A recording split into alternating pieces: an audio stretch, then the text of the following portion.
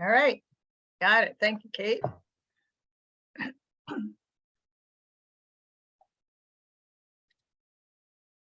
All right, well, I think we should get started and we will, as people come in, they'll just come in, okay? So, Kate, were you going to start it off? Or we're going to do, who's going to start it off? You? Me? We're going to go I can into say the welcome everyone, but I think you're starting, Connie, with our icebreaker.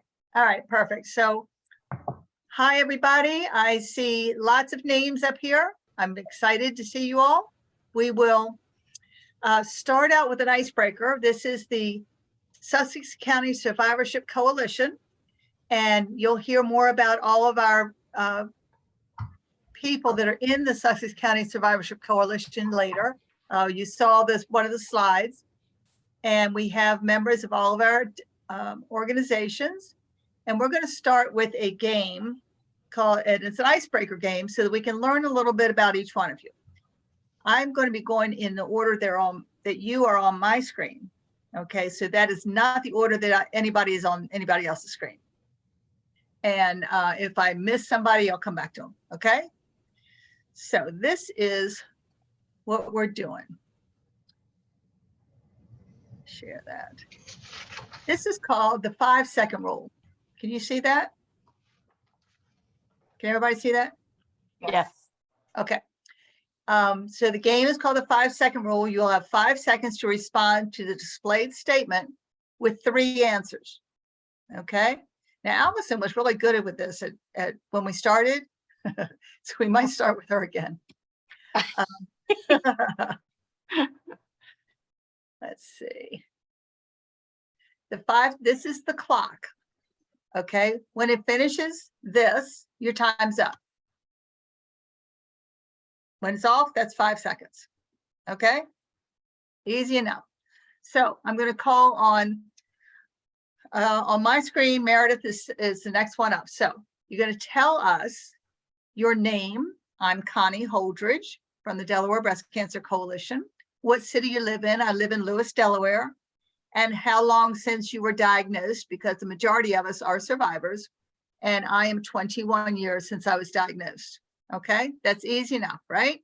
Yep. So Meredith, you're going to go ahead and start. Tell us your name. My name is Meredith Braustein, and I work for the Delaware Breast Cancer Coalition. I live in Lewis, Delaware. And on the 17th of this month, it was 10.5 years for me, breast cancer free. Excellent. So name 3 things in your refrigerator. Meredith, you have 5 seconds. Butter, salad dressing, and apples. Whoop, she got it. Good job. All right. Does everybody understand how this works? Beth, you're next up. Tell us your name. My name is Beth Wade. I live in Lincoln, and I will be 6-year survivor at the end of November. Excellent. 6 years. Love it. Okay, ready? Here's your statement. Name 3 completely useless things you have in your house. Go. Completely useless. Oh, she has nothing useless in her house. I really like question. Rocks from the beach. There you go. Else from the beach. All right. Oh. Next one is Kate Anti-Savage. Hey, hi, I'm coming from the other screen, Connie, sorry. My name is Kate Anti-Savage. I live in Rehoboth Beach, Delaware. I am not a cancer survivor, but I work with cancer support communities. That's why I'm on here today. Excellent. All right, you ready? Ready. Name 3 toppings you think should not go on a pizza. Should not go on a pizza. Should not. I don't know. I saw a pizza the other day that people were eating in another country that had French fries and hot dogs on it, and they called it an American pizza. And I think that should not go on a pizza. I think that sounds horrible. I agree. Yikes. All right. All right. So next on my screen, wait a minute, because I'm not seeing everybody at one time, is Amy Gordon. Hi everyone, Amy Gordon here. I'm in Wilmington, but not the Wilmington you probably know. It's Wilmington, North Carolina. And I am not a survivor. I am an advocate. I serve actually as a board member on a local organization here that is called Going Beyond the Pink. Excellent. Are you ready for this? Sure, I'm nervous. All right, here we go. Name got 3 it, Amy. famous aliens. E.T. I don't know, the one that was the Ooh. scary one. Or Elvis. All right, next up is Rita. Hi, everybody. I'm Rita Williams. I live in Lewis, Delaware. I'm not a survivor. I work for BB Healthcare Oncology Services, which is what brings me here today. All right, you ready, Rita? Sure. Name 3 things you can see in the sky. Sun, moon, and birds. Oh, you're good. You're good. Jeez. She's very good. She's good on the, Well, you that know, was an easier one. The useful things in the house, I was with Beth on that. I was like, oh my gosh, what would we do? Terry Clifton. Yes. Go? Can you hear me? Okay. Oh, yes. So I'm Terry Clifton. I'm the oncology social worker with Title Health Nanacoke at the Allen Cancer Center. I live in Milton, Delaware. And only if you count basal cell skin cancer, I was diagnosed with that probably 40 years ago and occasionally have to have things removed, burn off, etc. Okay, you ready? I don't know. Okay, go ahead. Name 3 pet peeves. Oh no. Dumb people. Okay, what? I'm not good. I don't know. She has 1 pet peeve, dumb people. Dumb people. Now, you cannot cure stupid, right? Yeah, I can't really say that, can I? Erica, I Probably not. love you. Okay, Claire Ippolito, you're up. All right, my name's Claire Ippoliti. I live in Rehoboth Beach, Delaware, and it is 9.5 years since I've been diagnosed. Excellent, excellent. All right, you ready, Claire? I guess. Name 3 characters from Friends. Oh, God. Now, see, I could have done that one. Rachel, that's it. That's it. Some people are good on it, and some people are not. All right. Allison. No pressure. I need Rita's questions, just prepping that, okay? So Allison Gill, I live in Townsend. I am with the American Cancer Society. I have not had a cancer diagnosis, but I've been with ACS for 22 years, supporting people and their caregivers with cancer. Excellent. Okay, ready, Allison? Sure. Name 3 things that always make you laugh. My daughter, my dog, and my horse. There you go. She did much better this time around than she did the first time. I was prepped with my fridge too. But looking through the fridge, trying to see who I was. Okay, Marilyn. Are you, You might have to come back to her. oh, Marilyn left us, okay. Erica, I'll come back to Marilyn. Erica, Yes. okay, so tell us your name, what city you live in, how long since you've been diagnosed? Did you hear or have you seen any of the 5-second questions? No, I have not. I literally just joined. So, Okay. Hello, everybody. My name is Erica Saunders. I am a 5-year survivor, and I live in Newcastle, Delaware. What other information did you want? That's all the information we want. So now I'm going to give you a statement and you have 5 seconds to respond to that statement with 3 answers, For okay? those that don't know Erica, she is part of our survivorship team. Oh, and Meredith, can you text Rosie the link to the meeting? Because she's trying to get in too. She's on. I'm in Oh, she's in? already. Okay, good. All right. There she is. Okay, Erica, here you go. Name 3 things that annoyed your parents. 5 seconds. Dirty room, dirty dishes, and I can't think of a third thing. That's all right. Anything related to being messy. You got it. That's great. Now I have somebody on my screen that has P. It's a number. 12381. That's me, Who's me? Lisa. Okay, Lisa, you're up. Hi, I'm Lisa Schertzinger, oncology nurse navigator for Cancer Center Title Health. I live in Laurel, Delaware. I'm not a cancer survivor. Excellent. Are you ready for your 3 things? Sure. All right, here we go. Name 3 countries in Asia. Oh God. China, Indonesia, India? I know. All right. And I forgot to turn your time on, so you got extra time. All right, Lisa, good job. Okay, who's next on my list? Beth. Yeah. Okay, Rosie. Okay, I'm ready. All right, here you go. Don't Name, worry, Rosie, you're okay. tell us your Yeah. name, what city you live in, and how long since you were diagnosed. I live in Seaford, Delaware, and for almost like 12 years, and I've been diagnosed in 2020. I'm a 2 years and a half breast cancer survivor. And your name is? Rosie Rolfe. And And you I work work- for us. I work for DVCC for over a year, like a year and a month. So Jack is one of our rock star bilingual. bilingual specialist. Yes. Okay, so here's your statement. Name 3 big rivers anywhere in the world. Rivers, Colorado River, Time. Nanticoke River, Nanticoke River, all right. Good for you. and Massachusetts River. I don't know. Okay, Marilyn, are you ready? Yes, All right, Marilyn, tell us your name, where you live, and how long since you've been diagnosed. my name is Marilyn Frallo. I live in Lewis, Delaware, and I've been diagnosed 9 years ago. Excellent, excellent. Name 3 animals that start with the letter D. Dog, duck, deer. Ooh, good for you. You were right on there.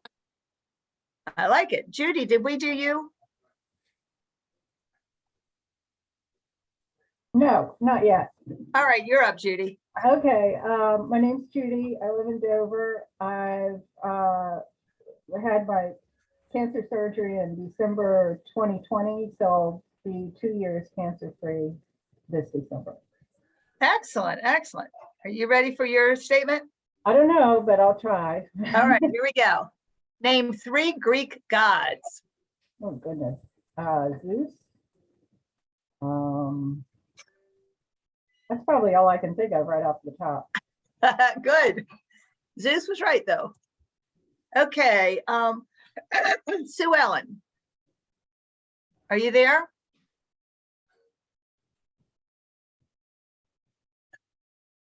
All right, we're going to come back. I'm to here. Sue. I'm Oh, here. there she is. Okay. Give us your name, where you live, and how long since you've been diagnosed. I'm Sue Ellen. I live in Camden County, New Jersey, in Collingswood, and it's been 5.5 years since I was diagnosed. Excellent. You ready for your statement? Yes. Name 3 names with only 3 letters in them. Anne, Sam, Dan. Oh, good for you. She's right on top of it. Okay, Maria and Lisa, are you on? Yes. Yes. All right. Hold on. Just a second. I have to do the video so she can see her. Can you see her? I don't know if you can. You can't see us, so I don't know if you can see us. Dad. You. My name is Maricela. I live in Millersville, Delaware. It's been 15 years since I've been diagnosed. Excellent, excellent. You ready for your message? I mean, your statement? Really just simple, simple. Give you a simple one. Okay. Name 3 black things. My car.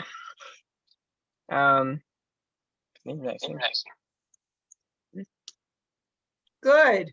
She wanted me to cheat. She looked at me. I'm not cheating for her. No, this is An ant and a spider. Who knew? Anyway, okay.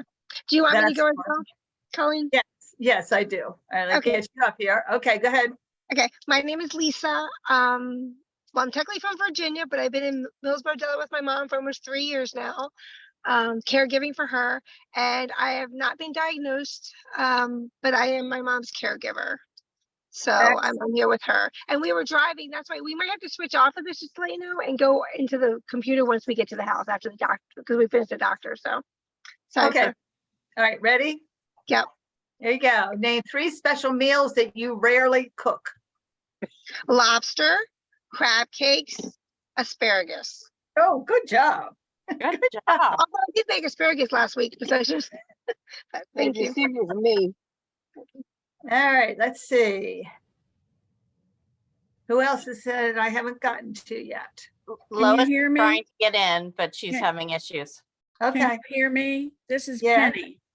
Hi, This is- Penny. Hi, I didn't know if you could hear me because I had a little difficulty with my computer and it's not showing a picture. So I wasn't sure if if you could hear me. I can hear you though. We can hear you. You can? Can you see our screen? I can see your screen. Can you hear me? Yes, we can hear you. Okay. I can see your screen, yes. Mm. All right, so go ahead. You're up next then. Tell us your name, where you live, and how long since you were diagnosed. My name is Penny and I live in Cheswold and it's been just about 25 years. Good job. Well, you're the leader right now. I'm 21 years, but you're the leader right now. Well, congratulations to everybody. Yeah, really. Okay, you ready, Penny? Okay. Name 3 sports where something is thrown. Oh, football, basketball, baseball. Hey, all right. And Excellent. the Phillies, the Phillies. And the Phillies, where something is thrown, when they throw, what are they throwing? Okay, who else is on here? I think I have everybody right now. Is there anybody on here? Unmute yourself that I've missed. So right now, I think we have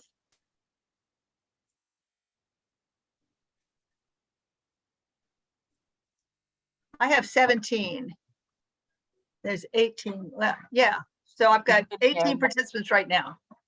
Okay. Did Lois make it in? I sent her everything where she's driving and texting and trying to get on. So, Oh, well, that's bad. Okay. Yeah. So I'm going to stop sharing and we're going to go to the next person. We can come back and introduce anybody else after we're finished. Okay. So Kate, what's the schedule look like? Meredith is going to introduce our speaker for us. All right, Meredith, go ahead. hello, everyone. I would like to introduce to you Dr. Amy Gordon. Side note, we went to high school together. That's how we met, 10 years ago. I'm just kidding. But Amy's scope of expertise is in education, and it expanded to learning about healthy skincare and cosmetics, which she was inspired to do because of people close to her in her life who are afflicted with cancer and some other health issues. So Amy, you should be able to share screen with your slides. Awesome. Well, thank you. And yeah, it feels like it's just been 10 years, right? I wish it had only been 10 years. Time flies when you're having fun. Are you seeing my screen? Yes, thank you. Awesome. Okay, well, thank you all for having me. I feel very honored to be in this space with all of you for this afternoon. And I'll kind of get into a little bit more about how I ended up in this lane, but my background is educator. I started out after I graduated from college as a 3rd grade teacher, and then pretty much did a lot of different jobs in education, but primarily actually working with the adults, the teachers, and training them on a variety of things. And if you told me I would be involved with selling lipstick and stuff like that years ago, I probably would have laughed, quite honestly. I don't wear a ton of makeup or anything like that. It was kind of ironic. So that kind of landed me in this space because what I learned is really having a lot to do with the regulation, and I should say a lack thereof around this. And, we all probably can agree as a society, our health is not getting a lot better. We're you know, we're exposed to a lot more. We're eating things that maybe aren't the healthiest things because of what our culture, you know, dictates and what's provided to us. So that really kind of sparked my interest probably almost 20 years ago when I got pregnant with my daughter. And it just kind of has spiraled into this piece.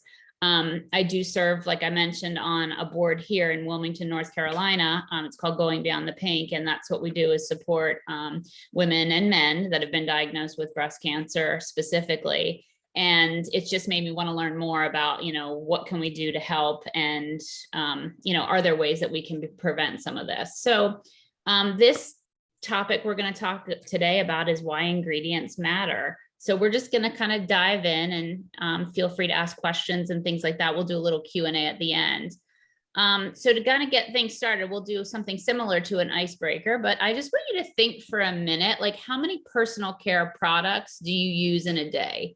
And that kind of starts right when you get out of bed. You know, do you wash your face? Do you brush your teeth? Do you take a shower? Are you putting anything on your body? Lotions, creams, you know, deodorant, shaving creams, kind of the sky's the limit. So just kind of go through a typical day. And what would you say, how many you're using?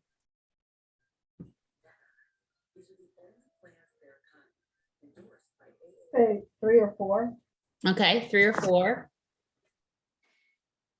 You can just shout them out. It's a small group. 15. What was that one? 15. 15, yeah. At least 11. 11. 6. 5. 5. Okay. I'm kind of a minimalist myself, so I probably use between like 5 and 10. So let's just pose another question around that though. How do you know if they're safe for you or not?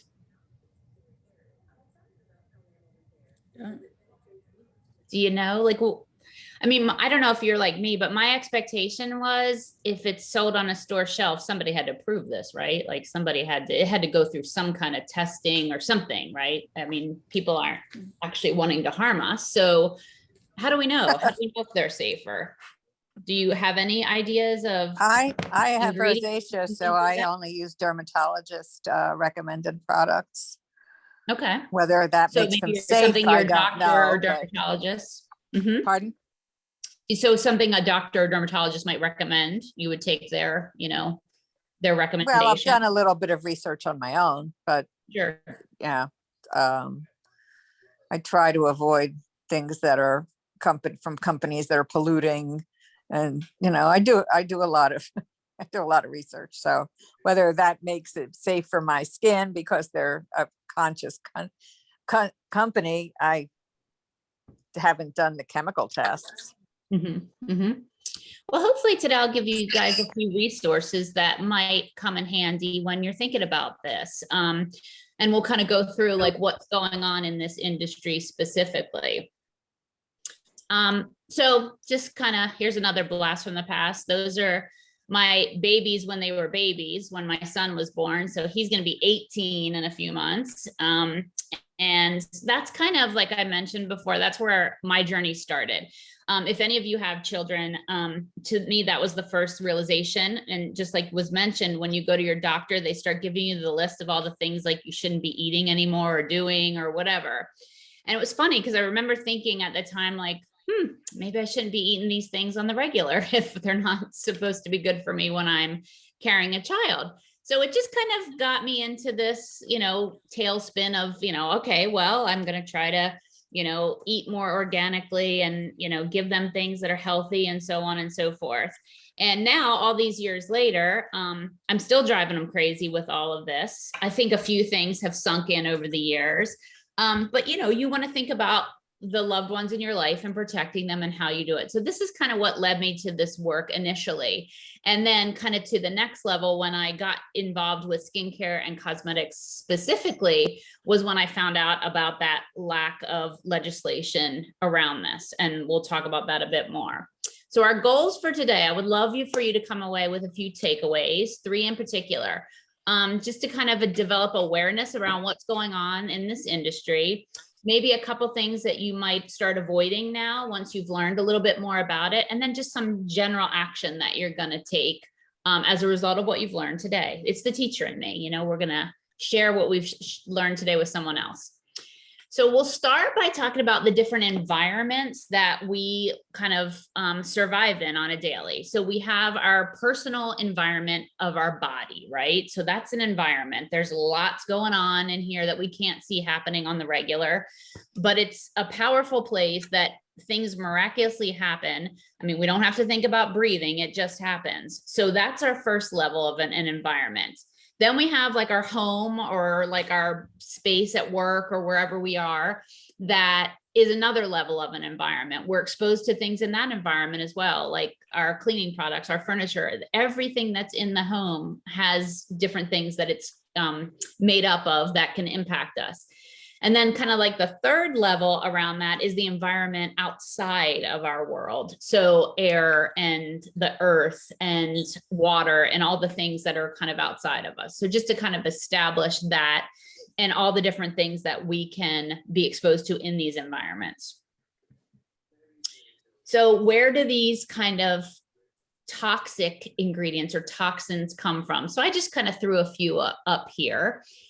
They can come from like the atmosphere. Pollution is one you think of often, you know, like some areas that people live in are more polluted than others. Pesticides that are used in the environment sprayed on things. Plastics, you've probably been hearing a ton about that recently, like the BPA and things that are in plastic can leach into our foods, and lots of the, you know, fast food wrappers and things like that that have plastics in them. And then even cosmetics, which we'll get into here shortly. All of those things can enter the body in different ways. So one is ingesting, like things that we eat, obviously it goes into our body. Things that we put on our skin, which surprisingly for many, it takes like less than a minute for something that you put on your skin to actually get in your bloodstream. It's kind of crazy.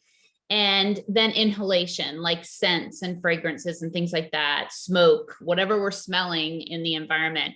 One thing that has been interesting to me lately is, you know, we talk about water a lot, like what we're drinking and putting in our body. And we, you know, might filter our water. You might get your water from a filtered refrigerator, or you have like a Brita or something in the fridge.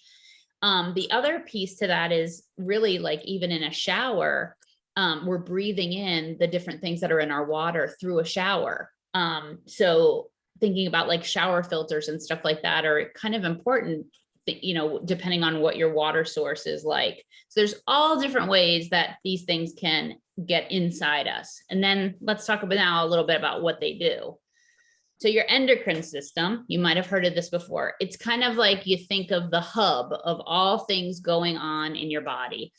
And the endocrine system is responsible for a lot of different activities that are going on. And I have some of them listed here. So our breathing, like we talked about before, metabolism, right? As we get older, we always talk about how our metabolism slows down and things like that. Our reproduction, sensory perception, sexual development, growth, all the things are impacted by the endocrine system. And that's kind of like the command central of all these things. What can actually happen is a lot of ingredients can disrupt this system. And that's what causes us to not feel great or have an illness, or even could lead to something down the road like cancer. So we have to make sure that what we're putting in our body is not something that's going to disrupt this. And this can be in food and products and all the different things that we mentioned before from those 3 different environments. I am going to try to share just a short video from a little study that was done at Berkeley a few years back. Let me just stop for 1 second because I want to make sure I turn on the sound thing. Sometimes if you don't hit that, yeah, let me hit that button to share the sound. Okay, is the screen back? Okay, and then just somebody give me a thumbs up once it's playing, like to make sure you could hear it. We are back now. did y'all notice there's an empty cookie plate here? Michael's plate is. That wasn't my Robin. plate. And this one too? Yeah, we both. You swap, Robin. Give me mine. Okay. We're back now with our Behind the Beauty Counter series. Americans will spend more than $60 billion on cosmetics this year. And for the first time in nearly 80 years, the industry could face increased scrutiny by the government. ABC's congressional correspondent, Mary Bruce, you went behind the scenes to find out. You took one for the team here, Mary. We did. Good morning, Robin. Well, you might think the government regulates all the chemicals in those lotions, creams, and sprays that we all use, but it doesn't. But now a new bill would give the FDA more teeth, and it's gaining traction. So this morning, we're putting my makeup bag to the test to see how much of these chemicals our bodies may be soaking in. Every morning, Allie Ko uses over a dozen beauty products containing countless chemicals. I don't really think about the products I use in my bathroom. Almost none of them regulated. Only 11 chemicals have ever been regulated by the FDA for use in cosmetics. And believe it or not, no safety tests are required before beauty products hit store shelves. Now lawmakers and celebrities are hoping to change that with legislation that would require the FDA to evaluate the safety of at least 5 chemicals a year and give the FDA the power to recall dangerous products. It has the endorsement of nearly 24 beauty brands and stars like Gwyneth Paltrow, who says consumers deserve to know the products they use every day are safe. GMA wanted to see if our bodies are actually absorbing the chemicals that we're slathering on, so we put my medicine cabinet to the test. We looked at 2 common chemicals, parabens, a preservative, and phthalates, controversial chemicals often used to make fragrances last longer. The CDC says the health effects of low-level exposure to these chemicals are unknown. After getting a baseline measurement of the chemicals in my system, for 3 days I used only beauty products containing these chemicals. Then for 5 days, I cut them out completely, using only low chemical products for my daily routine. 4 days, no chemicals. Now it's time for the last test. We took samples at each stage of the experiment. Let's go. And sent them to the California Department of Health for review. Then met up with University of California, Berkeley researcher Kim Harley for my results. So how did I do? You went up to 386. What? When I switched to using products with the chemicals, the level of parabens in my system went off the charts. So you had a 10-fold increase. And when I changed to the low chemical products, your levels basically plummeted. You went down to 6. To 6? Same story with the phthalates. A sharp increase when I used products with the chemicals. Look at that spike. The Personal Care Products Council tells ABC News families can feel confident they are protected. Manufacturers use the best science and latest available research to ensure safety before products hit store shelves. We check back with Allie to give her bathroom a chemical checkup. One thing that I would tell you to look for first is fragrance. Look for products that have shorter ingredients lists and fewer chemicals that have names that you could actually pronounce. It would be a good start. Now, if you are concerned about the chemicals that may be in your system from all of these products, the good news, as my own test shows, is just a few small changes can have a pretty big impact in a pretty short amount of time. But do we know what effect those chemicals have on the body? The big question here is simply the unknown. The government says they don't really know the full impact of all of these chemicals, and that's why you're seeing so many calls now for the government to get involved. And you're seeing so many companies, there's a product that I've been using from Beauty Counter, that they have a list of chemicals that they will absolutely not use. So there are companies that are aware of this. Yeah, a lot of companies are now trying to take out the guessing work, help consumers to figure out what's in these products. But still, the best method is to turn around that bottle, squint, look at that long ingredient list, and figure out what's in your product. You're young. You don't have to squint. I'm the one that has to squint when ready. Yeah, am I right? Yes. Put out the glasses. Thank you, Mary. Looking good. Well, I have news for you. You won't have to squint. I do have some resources that can help you in that area. So let's just kind of talk for a sec, like anything kind of surprising to you, things you knew, anything like that came up for you when you watched that?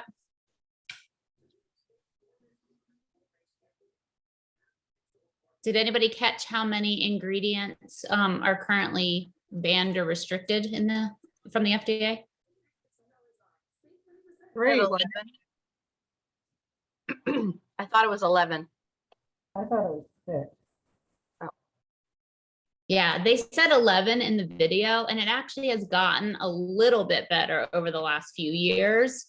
So over in Europe, the European Union, they ban about 1,400 by their regulations. It is crazy. And you'll see, this really is what blows my mind, the moral of companies. They'll create two different versions, one that they give to the European market and one that comes to the US. So they'll knowingly like make two different versions, one without some of those harmful ingredients and the other, they don't bother, which is mind blowing to me. Canada's a little, you know, they've got like 600, not quite as strict. The US, they said 11 in the video. I think it's about 30 now. So it's a drastic difference in what's allowable in these marketplaces. And so that's the work that really like shocked me. So when like I mentioned, you know, I was trying to be the good mom and use all the things that said organic and natural and all the stuff, like picking the bottles that said that. And what I learned, which was pretty shocking to me, is that none of that is regulated. So meaning it's the company that puts that label on the box or the packaging, not any kind of approval. So think about even USDA organic. You see that on food products and stuff like that. You don't really see that on personal care products. It's not really a label that's used in that lane. And so if it's saying it's organic, maybe it is, maybe it isn't. It has to be one of those situations where you're trusting the company that they're doing the work to make that happen. It's really kind of the Wild West. So the company I'm involved with, this is one of the things we do. We sell in the US and Canada. So every other year, we alternate years. We go to Capitol Hill. We just were there in April.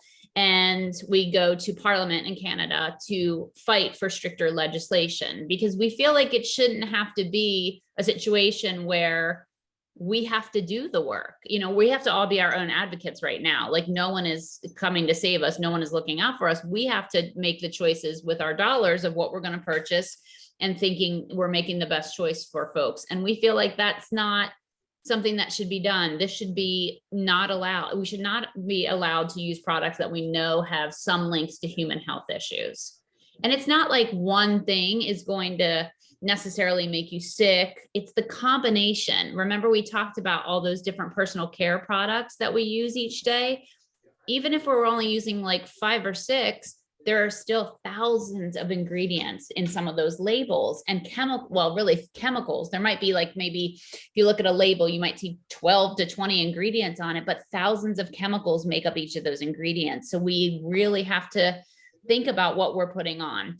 I just kind of pulled this just for, you know, your own curiosity, but this comes straight off the FDA website. This is their stance on it. And just in case you're driving or whatever, it just says companies and individuals who manufacture and market cosmetics have a legal responsibility to ensure the safety of their products. Neither the law nor the FDA regulations require specific tests that demonstrate safety. The law does not require cosmetic companies to share their safety information with the FDA. So interestingly enough, this last photo was the founder of Beauty Counter working in, she was at giving her testimonial at a congressional hearing. And this was it was right before COVID. So it was like the end of 2019. And one of the things that came up, they were questioning people at that hearing from the FDA. And it was one representative, a doctor from the FDA. And I think the staff of the FDA, I want to say it's maybe less than 20 people. So they just don't even have the manpower to have an approval process. And an example, like when you've seen something get recalled, like baby powder or, you know, certain shampoos or things like that. I just saw something the other day, they pulled a bunch of dry shampoo because it has benzene in it, which is an ingredient also often in sunscreen. And it's not in those products on purpose. It's a byproduct of having the spray option, you know, like dry shampoo that you spray or sunscreen that you would spray. That's how benzene's in there, but benzene is a known carcinogen. So that just was a recall. It's not the FDA that's actually recalling. It's usually like a third party that kind of calls it out, and then it's up to the company whether they're going to recall it or not. So in some cases it gets recalled and some it doesn't. So what do we do with all this? So like I mentioned, there are some labels and things that are on things. That's kind of, you know, hit or miss. if it's true or not. There's a term called greenwashing, where basically marketers have learned that we want healthier things. We want it to say natural and organic and that kind of stuff. So we tend to buy those things. So you have to look a little deeper to know if those things are actually true. There are some certifications, like you might see something that is Leaping Bunny certified. That just means it's not been tested on animals. Doesn't mean it's necessarily safe. Vegan, that doesn't mean it's necessarily safe. It just means that it doesn't have animals. These are some of the, probably, I would say, the top 5 worst offenders. So when you flip it over and if you see one of these, parabens and phthalates were what they talked about in that video and what were tested. And I don't know if you realize, but it was a drastic difference within a matter of 4 days. So in 4 days, that's how quickly you can clean out these toxins from your body, switching products.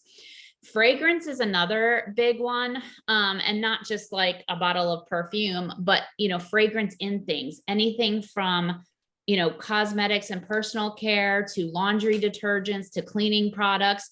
What's tricky about fragrance is they can get around this little loophole with fragrance, because companies will say, well, we can't disclose all of our ingredients because then somebody else is going to copy our formula or whatever. It's like a, you know, trade secret. That is unfortunate, because then a lot of other ingredients can be behind that we just don't even know. So look for companies that are disclosing all their ingredients. That's another good sign. And then things like PEGs, SLS, sodium lauryl sulfate, you'll see that in a variety of products too. There was a study done, I can't remember exactly, you all are experts in this lane, but I know often when breast cancer tissue is biopsied, parabens are often found in the biopsy results. That's one of the big you know, ingredients that are found in there. So obviously it impacts what we're talking about. So parabens are used in all kinds of different things. Shampoos, it's basically a type of preservative. So it gives us a longer shelf life. But on that right side, these are some of the things. Hormone endocrine disruptors, like hormone disruptors, basically they're things that are mimicking what's already gone on. And, you know, no matter where you are in life, if you're a young person, like going through puberty, or at the other end of it, like me, going through all that fun, you know, we don't really want things disrupting our hormones and causing more havoc than are already in there. So lots of different things can affect that. And this is just not a women's problem. Like this impacts sperm count and things like that as well in men. And men can also get breast cancer. I mean, I have a friend here who is a breast cancer survivor that's male. Phthalates was also mentioned. That's like that. It's basically something that helps things last longer. So it's again used in fragrance and nail polishes and things like that. But again, the list is crazy about what, you know, the different things that this has been linked to in a variety of studies. It's wild. And I'm happy to share this PowerPoint. I think, Meredith, I think you have it, even if anybody wants to go back and kind of look at this. Fragrance, it's used in everything. Everybody wants to cover up things and make things smell good so we don't smell the bad. And it can just lead to a lot of different types of toxicity in the body overall. So that's just another kind of big one to look out for. So if you don't already have this app, this is fantastic. It's called Healthy Living. It's free. You can download it on your phone. And this is what I was saying about, you don't have to go squint and look at the bottles. You can actually scan the barcode while you're shopping. So I'll be at CVS, Target. I'm a ball of fun shopping, let me tell you, because my kids were little trying to buy stuff and I can scan it. It does do food as well. So it does food and personal care. It does cleaning products. It does laundry, all the things. It comes from the Environmental Working Group, which is a nonprofit that focuses in this lane of trying to keep us a little bit safer and informed. It's a wealth of knowledge. Their website is ewg.org. When we were talking about the water earlier, you can literally, they have a water database. So you can type in your zip code and see like what your water situation is, and you know what kind of chemicals that are tested in your water supply. But this is a game changer. It's been fantastic. I I use it all the time. And even if you're not sure, like like, let's just say, oh, I need a new mascara. Like you can just type in mascara in the app and all the like clean versions will come up first. They have EWG verified. And then basically they give it a rating on a scale from 1 to 10, 10 being the most toxic, and 1 being 1, 2s, and 3s being kind of like the lowest risk. And it will not only give you that score, but it'll break it down and tell you why. So it might get a high rating because it's like an allergy or something like that. And maybe that's not an allergy that, you know, maybe you're not sensitive to that. I can put almost anything on my face and I should knock on wood. I don't normally react to it, but other people have sensitive skin and things like that. So an allergy may be a problem, but you'd also see if it has parabens, pegs, phthalates, fragrance, all those things in there as well. So Healthy Living, download that, and then you can definitely use that to check your products. That's one of the best resources I can give you, and share that with your friends and loved ones because it's a game changer. These, I was just going to kind of play around with it if you already had the app. This is a Mrs. Meyer's like lavender hand soap, often sold in lots of different stores, also Cetaphil. Surprisingly, these don't have a super low score, which was shocking to me. You know, a lot of people look at these and they're kind of marketed as pretty safe and, you know, middle of the road products. And I know with the Cetaphil, it's like certain versions of it are better than others. So you can kind of take a look and see what those scores look like. It was shocking. We were using, somebody mentioned dermatologist, and one of my very good friends is a dermatologist. So we have fun conversations all the time, but we were using Neutrogena sunscreen for years. You can buy like a really good little pack at Costco and it would last us the whole summer. And I think it got a 7, the one that we had been using, out of 10 for, you know, its toxicity levels. And, you know, we know Neutrogena is a #1 dermatologist recommended. We don't know. Maybe it is, maybe it isn't. That could just be a label that they've put on that to endorse it, but we're drawn to that, right? Because we're like, okay, yes, somebody approved that. That makes me feel good. Or my dermatologist recommended it. And my dermatologist friend, when we talk about this, she gave me this quote. I use it all the time. She goes, you know, we prescribe and use and recommend things that are effective, but not necessarily safe. So people come in, they're, yeah. Sorry, someone has, okay, there we go. Okay, I didn't know they had a question. Really quick, before you go on, you didn't mention when you were talking about apps to be able to look. What about Think Dirty? It's another good one, very similar. My only issue with Think Dirty is I always have trouble figuring out who the source is of Think Dirty. Gotcha. Yeah, I guess I feel like I'm a little more trusted with that, but that's another good one. I've seen a few other come out since then as well. But I feel like I've gotten the most bang for my buck. The database seems to be most robust in EWG. And then people will ask at times, like, what if something doesn't come up? And I was like, well, that's a red flag too, though, because one of the problems is you can't assess a product if you don't know what's in it. So these companies that aren't disclosing all their ingredients, how can you rate them? Because we don't know what's in them. So that's a red flag for me, just for another, reason. So let's just kind of think, this is a little bit much, and, it doesn't mean you have to go in and throw everything away in your bathroom closet or cabinets like I did. My husband was like, can't we just use that, or I'll use it, whatever. And I just kind of use the analogy with him. If you went to the refrigerator, back to our, icebreaker, and you went in there to grab a sandwich and it had gone bad, what would you do with it? You would throw it away, right? You're not going to eat it.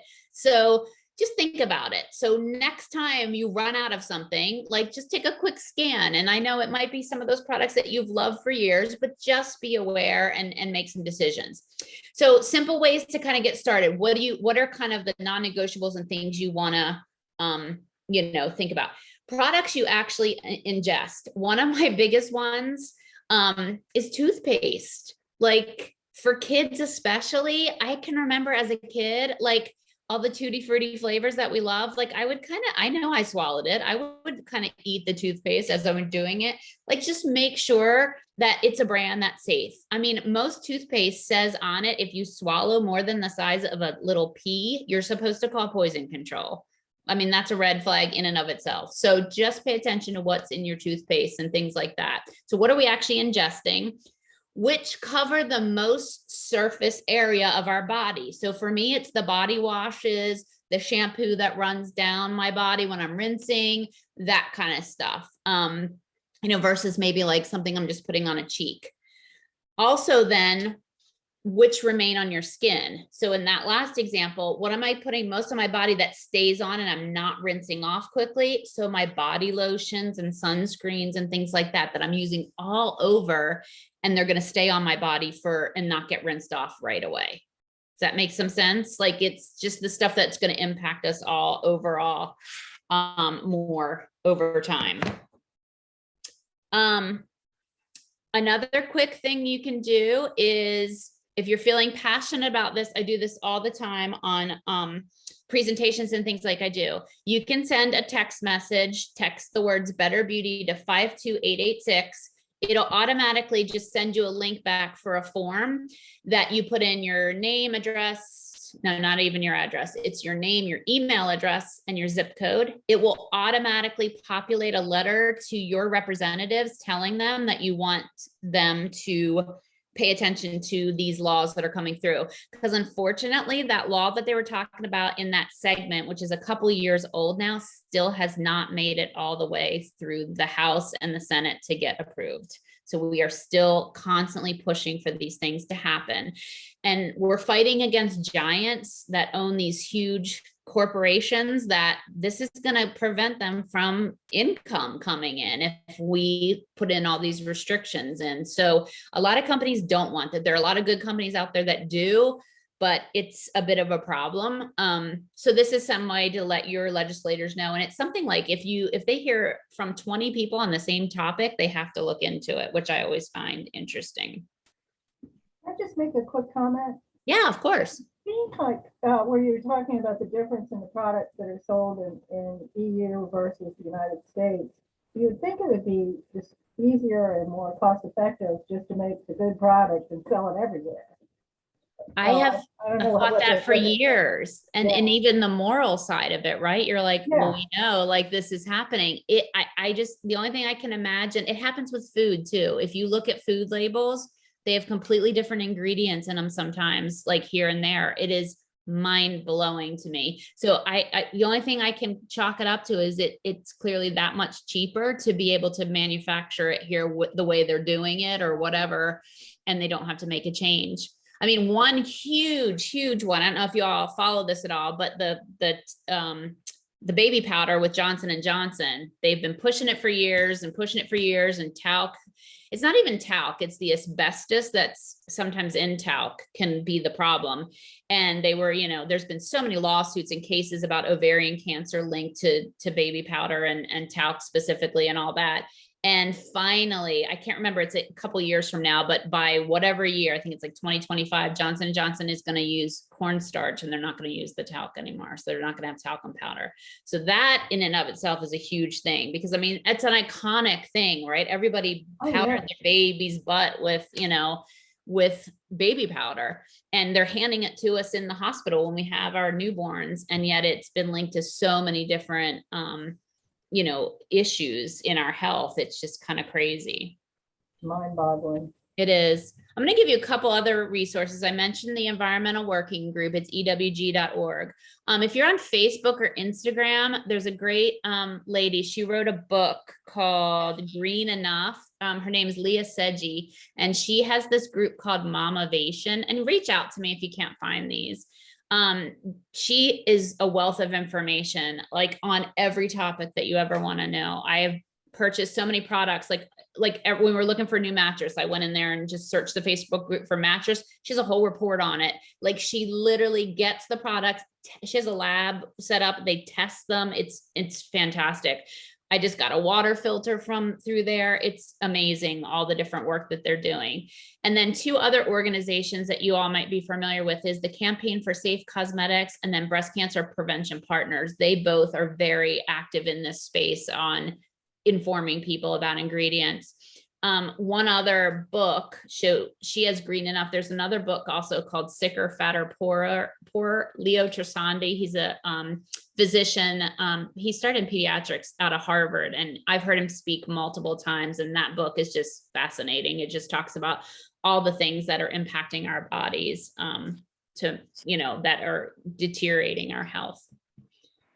These are my contact information.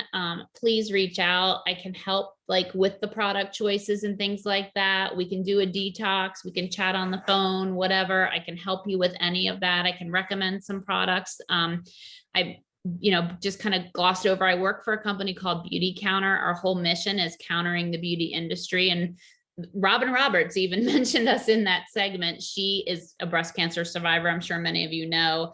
And we basically took that environmental the European Union's list. We added tons more ingredients. We have something like over 1,800 ingredients we will not use in our products, basically anything that's been linked to human health issues. So that's where I work and kind of do this work and focus on this mission of educating people to get safer products in everybody's hands. Amy, thank you so much for making time for us today. Does anybody have any questions that they'd like to ask? I do. Go ahead, Rosie. Hi, I have a question for you. We have a group, like Hispanic group, and they're cancer survivors. So to make the story short, I went, one of them, she has a genetic test and she has this skin cancer risk. So she had an appointment made with a dermatologist. I went with her and she, make the story short, we asked the doctor, I asked him what kind of sunblock safe she can use to prevent, skin cancer. And I am surprised because you mentioned Neutrogena. So he recommend Neutrogena. So my question is, how come the dermatologists, they just, they're not educated in that kind of sense, because she's high risk of the skin cancer and he's recommending her, a sunblock that has a lot of chemicals. So that was kind of, bring me, when you brought it out, it's kind of so that, that's not, what we expected from the doctor to get something safer for her. Yeah, it's very sad and unfortunate. And, you have more and more doctors kind of shifting to a more holistic, food be thy medicine and looking into root cause. And, but they will tell you their extent in their medical program is minimal when it comes to nutrition and healthy things and kind of starting from within, healing within. And so it's so difficult to find that. So I would definitely recommend, talking to people, sharing that app and trying to help them that way. I mean, and then obviously too, outside of even sunscreen, the hat, the long sleeves, the SPF clothing, that kind of thing, is a definite for someone that is already at high risk for that. But yeah, it does. It breaks my heart. Like I said, I mean, I have this friend that's a dermatologist. We have these conversations all the time. And I'm just Accutane that they prescribe for acne is linked to a bunch of different things. They have to sign off that the girl or the guy is not planning on, getting pregnant or getting someone pregnant within a 2-year window or something wild. It's scary. And, not to bash modern medicine. I mean, many of you are with us because of the advances in medicine and things like that. But it is just, you have to be your own advocate in a lot of these spaces and just be aware of what's happening. I mean, cleaning up your food, anything that has led to a cancer diagnosis, cleaning up your food, your products, all that is definitely going to help in the long run. Yes, thank you. Yes, I missed the first half hour of the conversation. Is there a recorded place where I could listen to that? Yes, we're recording the whole Zoom. I'll send it out to everyone who registered, probably tomorrow, where you can click to get a link to view the whole recorded session. Okay, that's great. Thank you. You're welcome. I have a question. Just interested in your thoughts on bottled water. We take our plastic gallons and take them to the grocery store and refill them. And after listening to this, I'm wondering if that's not the best thing to do. Well, I mean, it depends on the lesser of two evils, right? Because your water, like from the tap, is probably, it's extremely better than that. And my experience has been, because even my water filters that I got that she recommended, the thing that it's in is plastic. The big concern with the plastic is when it's heated. Like we're not putting things in the microwave that we have in the plastic and that kind of stuff. So if you're going back and forth and just kind of refilling and using it, it's not sitting in that for any amount of time. Don't leave it in your car in the middle of summertime and stuff like that. That's when it becomes an issue in what I've researched. By far not the experts, and there's lots of conflicting ideas on that, but that's my understanding of it. It's really when it's heated is when it becomes high risk. Yeah, I was wondering, we're on a well and we get that tested occasionally, but they don't test for everything. And yeah. So then I was thinking, when you were talking, well, maybe we should be boiling our water and putting it in a ceramic pitcher or, Yeah, I think like my thing is like if it's not exposed to the heat, and that's what's risky when we're buying like the individual Deer Parks and stuff like that, like the little individual one-use bottles, because we don't know like what trucks have these been sitting on when it before it got to that grocery store shelf. And again, like that's probably better in some circumstances than other, but I'm also like trying to reduce my one-use plastic. So yeah, I think having like the cooler or the bottle or whatever to have the water cooler kind of situation in the house, I think is a good alternative for sure. And, and then everybody's on the whole BPA free, kick. They're replacing it with probably another chemical that we just don't know is bad yet. I mean, that's the problem, right? 10 years from now, we'll find out that's another new ingredient. So, it's progress, not perfection. We're doing the best we can, right? So I think you are absolutely fine. It's when we get in that heated situation with that's when it can leach into the actual water supply. Okay, thank you. Amy, thank you so much. It's been wonderful, the information you've given us. We're going to have to cut the Q&A short a little bit so that we can move on. But Amy's information is on the screen. Excuse me, it's on the screen, and we will be sending out, Kate is going to be sending out this video so you can call Amy and get any information you can from her. Happy to help. Thank you for having me. Thank you, Amy, so much. My pleasure. Okay, Kate. All right. Hi, everybody. Oh, sorry, my video is off. We're all just going to do a brief introduction of everyone on the coalition, just so you can know who we all are. My name is Kate Antisavage. I am the Southern Delaware Program Manager with Cancer Support Community Delaware. We are a statewide nonprofit. We support all people impacted with cancer, anywhere on the cancer continuum from diagnosis through survivorship, as well as their families and caregivers. We work to help people cope with the emotional aspects of cancer by providing education, support groups, and mind, body, spirit programs. So our support groups vary. We have weekly groups for people with cancer, as well as weekly groups for caregivers. We also offer cancer-specific groups. So we have breast cancer support groups, metastatic breast cancer support groups, prostate cancer, blood cancer, colorectal cancer, and then coming up next year, we'll be starting a lung cancer support group. And then we also have things like bereavement groups. We have a group for young adult survivors, so all kinds of different things. And all of our support groups are led by licensed mental health professionals. And of course, all of our services are offered at no cost to our participants. And then our mind, body, spirit programs are things like Tai Chi, yoga, we have sound meditation, we have different meditative expressive art classes, things along those lines. So that's what we do. And thank you all so much for joining us today. And I think I'll turn it over to Allison next with the American Cancer Society. Thanks, Kate. So hi, everybody. Again, Allison Gill. I'm with the American Cancer Society. As shown on our slides earlier, our mission is to improve the lives of people with cancer and their families through advocacy, research, and patient support to ensure everyone has an opportunity to protect, detect, treat, and survive cancer. And we do that through a lot of different branches. One through our discovery or our research.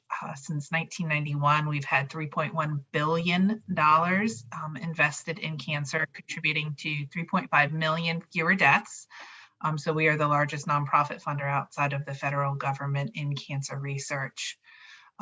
Also speaking federal, we have our advocacy sister, our ACS Cancer Action Network, which fights tirelessly to advocate for high quality, affordable healthcare for everyone, including closing the Medicare coverage gap and screening and treatment options and research funding. We also do direct patient support through support programs like Reach to Recovery. We have our TLC, which is an wig and head care covering catalog. We also provide treatment and lodging, or excuse me, transportation and lodging support to individuals. And then we have our cancer toll-free number and website, which is available 24 hours a day, 7 days a week. And that's www.cancer.org. And our number is 1-800-227-2345. And you will be able to speak live with cancer information specialists any time of the day, any time of the week. So that's us. And I will pass it over to Connie at the Delaware Breast Cancer Coalition.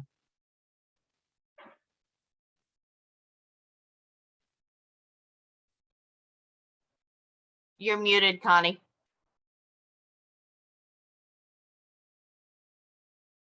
Okay. Terry Clifton, I think you were going to be up next, so let's go with you. Are you awake? You're muted too. Okay, so can you hear me now? So I work for Tidal Health. Tidal Health consists of Peninsula Regional and Nanticoke hospitals. We have 3 cancer centers. There's a cancer center at the Richard A. Henson Center at Salisbury with Peninsula Regional. Richard A. Henson also has another site at Ocean Pines in Berlin. And then I work at the Allen Cancer Center in Seaford, Delaware, which is Tidal Health Nanticoke.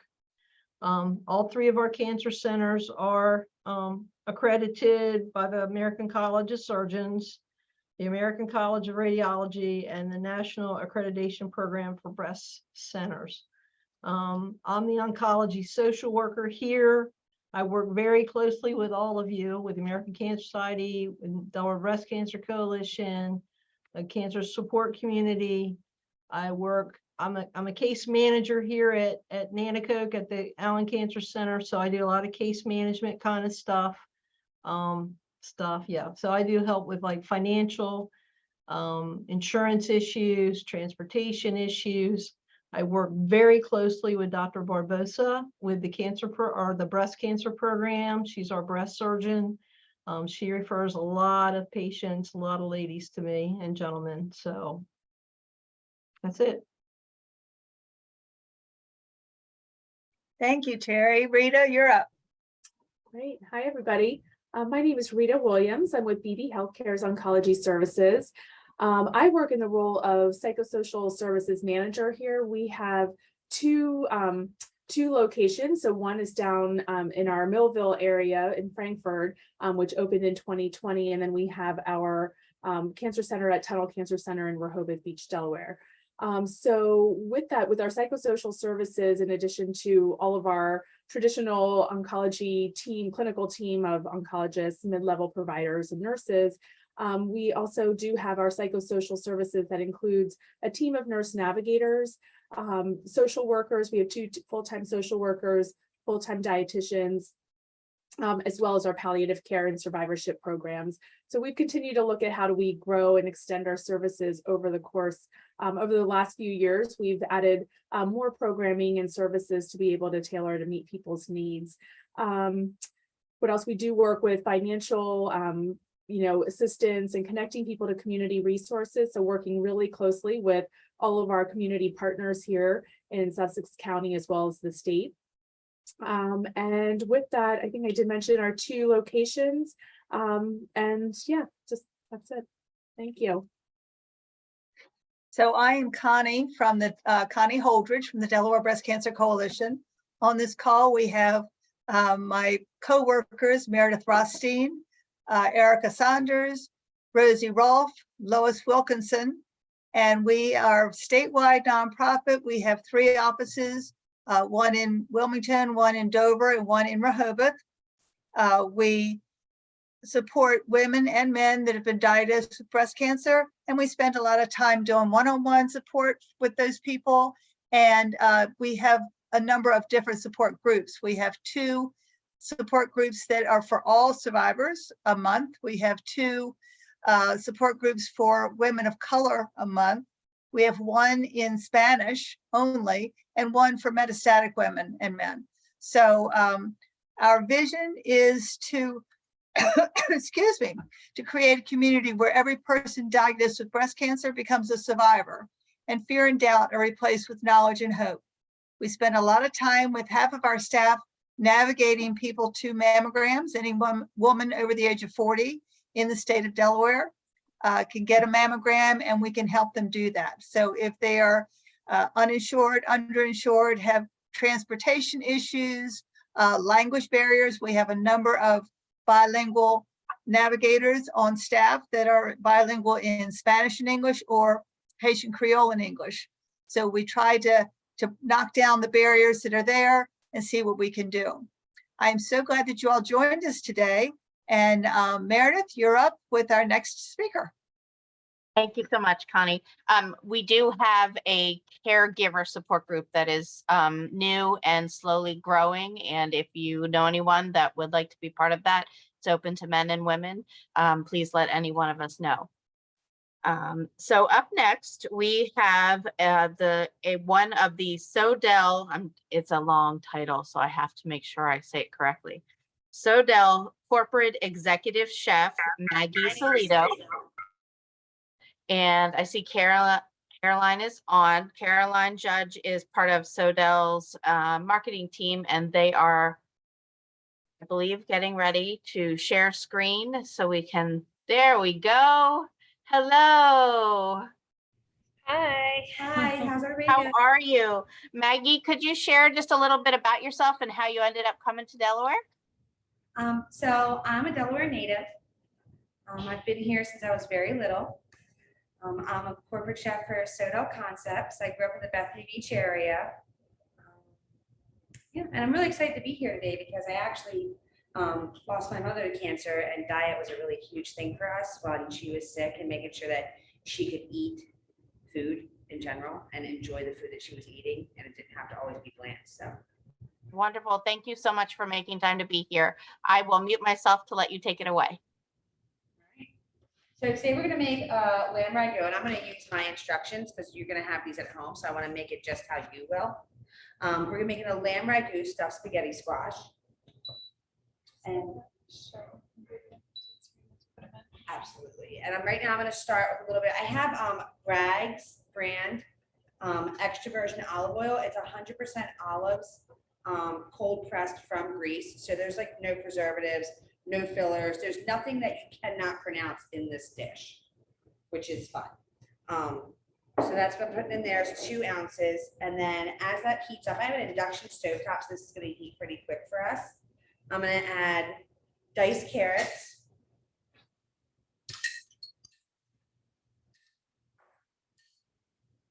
diced onions, a good healthy portion of minced garlic. Turn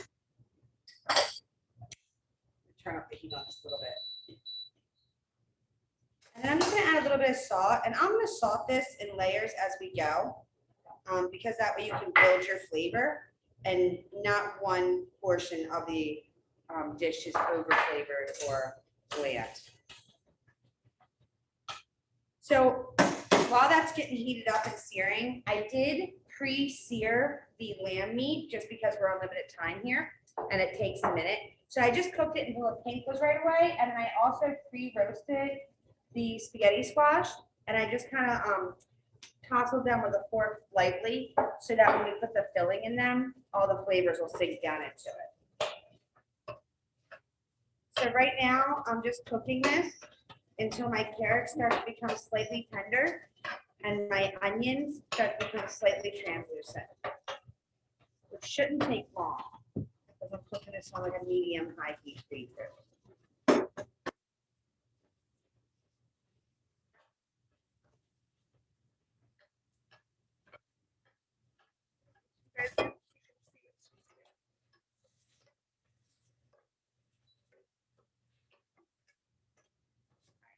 So my onions are starting to get slightly translucent here. So now I'm gonna add in my mushrooms.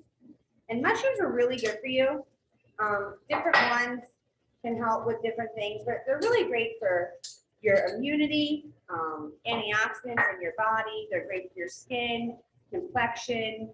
I mean, there's just so many health benefits to mushrooms.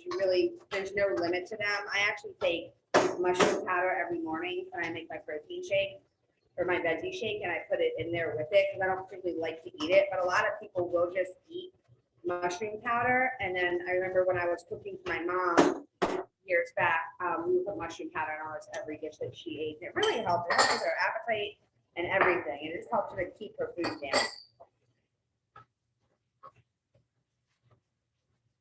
So I'm gonna let these get nice and seared up. I had my heat up pretty high, like a medium high right now for these. And like I said, it's a mix of cremini mushrooms and oyster mushrooms.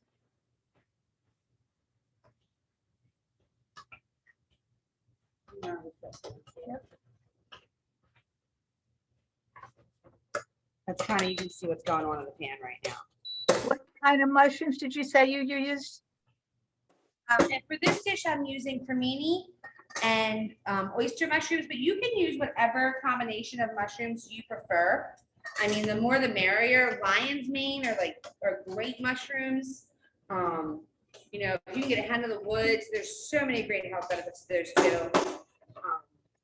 But yeah, but pretty much the ones that you can get easily at the store are going to be your oysters, creminis, baby bellas, portobello mushrooms, button mushrooms. They're all great. It really just depends on what flavor combination you prefer. All right, what am I adding next? See, this is why I'm doing it with you guys. All right, so now I'm going to add my tomatoes. So these are just, you can use canned tomatoes, like a 14-ounce can if you want. And these I just concassate. So what I did is I just took the tomatoes and dropped them whole in boiling water, and I peeled the skin off. And then I took the seeds and guts out of them. And so I just have the pulp that I diced up in here. But it's about, after you drain the juice, it comes out to be 12 ounces if you did it that way. If you're going to use canned tomatoes, then it's just a 14-ounce can of petite diced tomatoes. So now that I have those extra ingredients in there, I'm just going to add a little more salt, not a lot, just a touch, just so that we can layer our flavors and make sure that everything is nicely salted. All right. I'm going to add, you can add the herbs how much or how little you like. I'm adding a nice handful of fresh oregano and a nice handful of fresh basil. Maybe just a little bit more basil because you can't go wrong with basil. So I just put those right in there. I'm just going to kind of stir them around. You smell those herbs? So good. And then this looks like a lot of kale here, but it's not because it cooks down. So we're going to put in a little bit at a time and kind of stir it in there.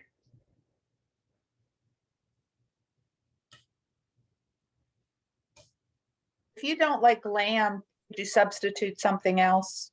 Oh, absolutely. You can substitute beef, you can substitute chicken or turkey. It's really good with chicken. I like this a lot with that. The lamb's nice. I mean, it's got like a nice, and then even if you wanted to like go vegetarian with it, you can just sub out the amount of lamb that you would use and just add additional mushrooms or whatever other type of vegetable that you would like. Chickpeas would be a really nice one. Like if you got, probably like 10 ounces of chickpeas and then soak them in water overnight, like dry chickpeas and soak them in water overnight, you could substitute those for the beef as well. And that would be nice for like a more of a vegan option. Maggie, could I ask you a question? Do you think this recipe could work without the mushrooms? I'm allergic to mushrooms. 100%. Okay. 100%. Yeah, and you can add anything else, any other ingredients too that you want to add to it. I would make sure keep the carrots in because it kind of helps with the acidity of the tomatoes. And adds a slight natural like It's not sweet, but it kind of helps to balance the dish.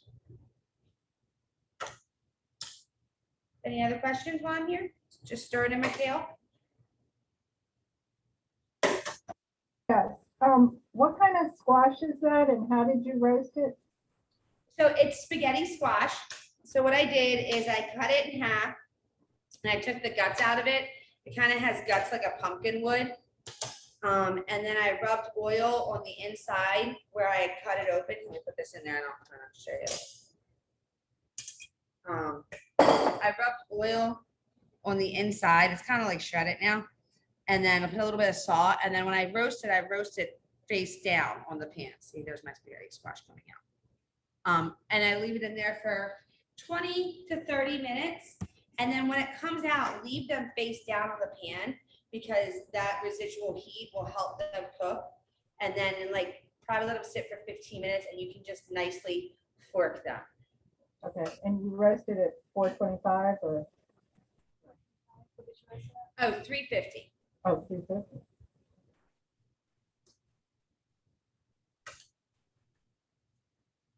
All right, so now that all of our kale is nice and cooked in, we have everything nice and mixed in. We're gonna take this off the heat and we're gonna stir in our lamb.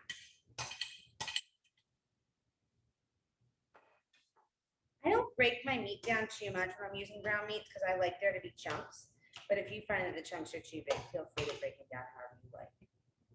Your dish at home.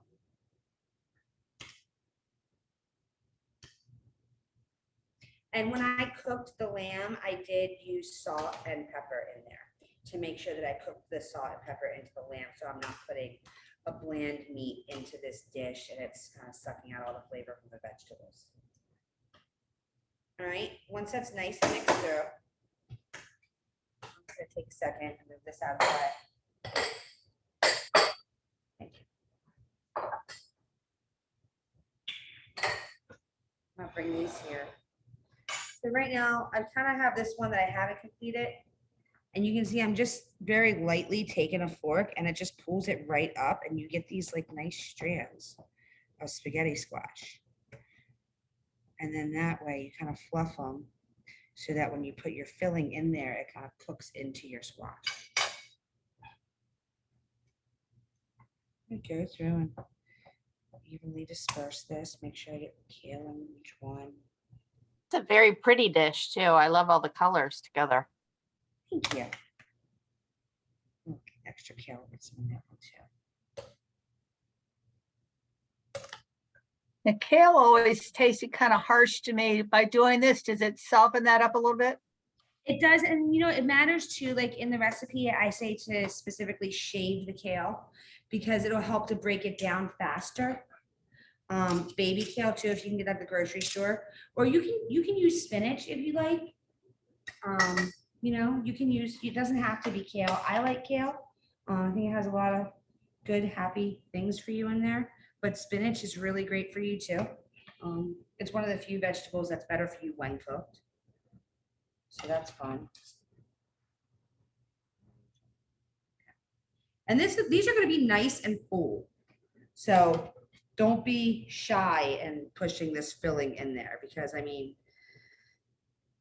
it's a meal. It's absolutely a meal. It's great for when guests comes over too, you know, just show off, make a fancy, pretty vegetable dish. Any other questions?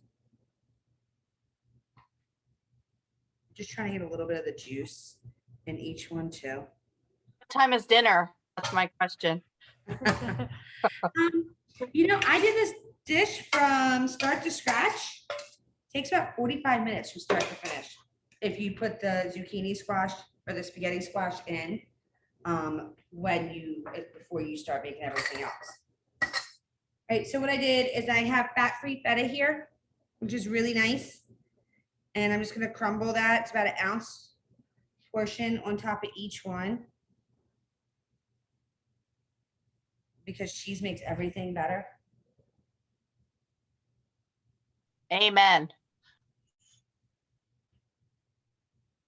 And then because I'm Italian and I can't not have mozzarella cheese on things, I'm also putting some fresh mozzarella on top of these as well. Because it needs it, I think, in my personal opinion. Just a little more. And then so these will get popped in the oven at 350 for about 15 minutes, just until your cheeses start to brown. You don't want anything to overcook. You definitely don't want your spaghetti squash to overcook.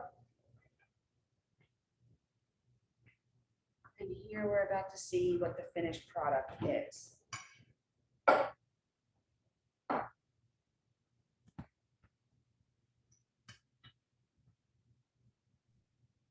Any questions?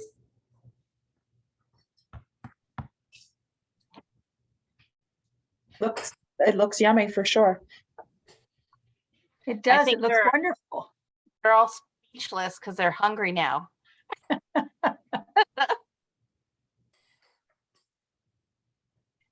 Now, is this something that is on one of your menus? This is not. This is something that I like to make at home. It could potentially go on one of the menus.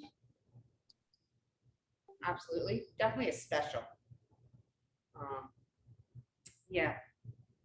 But no, it's not currently on any of the menus. Well, Maggie, we are so grateful that you were able to make time and spend some time with us and share your knowledge. And I'm sure all the ladies are excited to try this at home. And Caroline, even though we can't see you, thank you so much. Thank you. You're welcome. Thanks, guys. Have a wonderful day. You And as I'll well. hand it back to you, Connie. That was great. I love, whoops, I'm muted still. Sorry. No, you're good. Oh, I'm not muted. I'm okay. You're good. Okay, well, that was wonderful. I thought that I could eat that. And I love mushrooms. I'm sorry you don't like mushrooms. I mean, are allergic to mushrooms, I Meredith. was going to say, it's not that I don't like them. It's that fun They don't things like you. happen when I consume them. So. I've never had lamb, so I'm not sure that I would put lamb in there. But to her point, you can put chickpeas or beef. I would be doing beef, so that's great. Does anybody else have any questions or comments? We got a couple minutes here.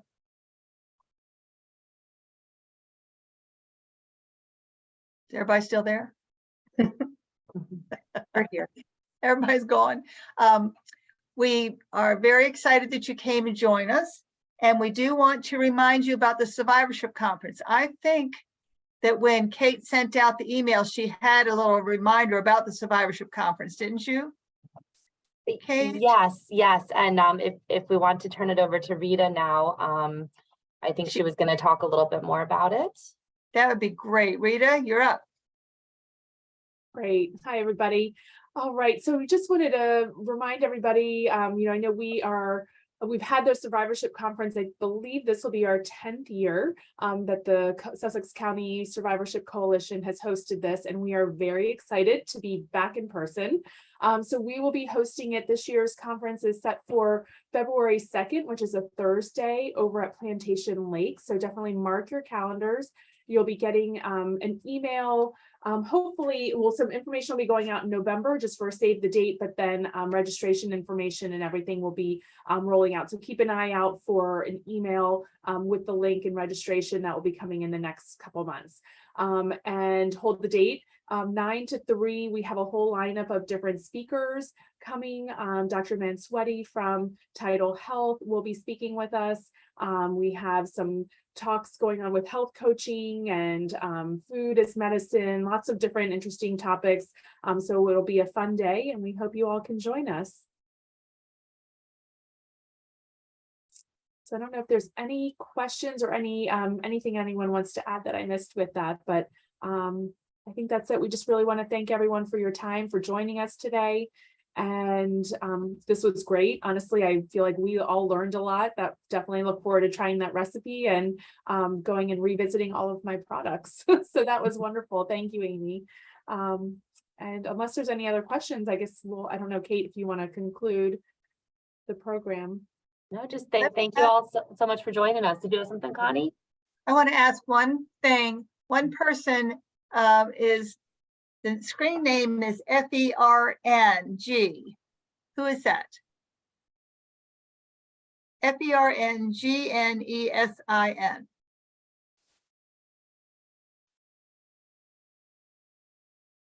Don't know? I think they've left. You think I they're don't still? see them there. I don't see Oh, them. okay. All Maybe right. I'm wrong. Well, no, I don't have anything else. Kate, go ahead. Sorry.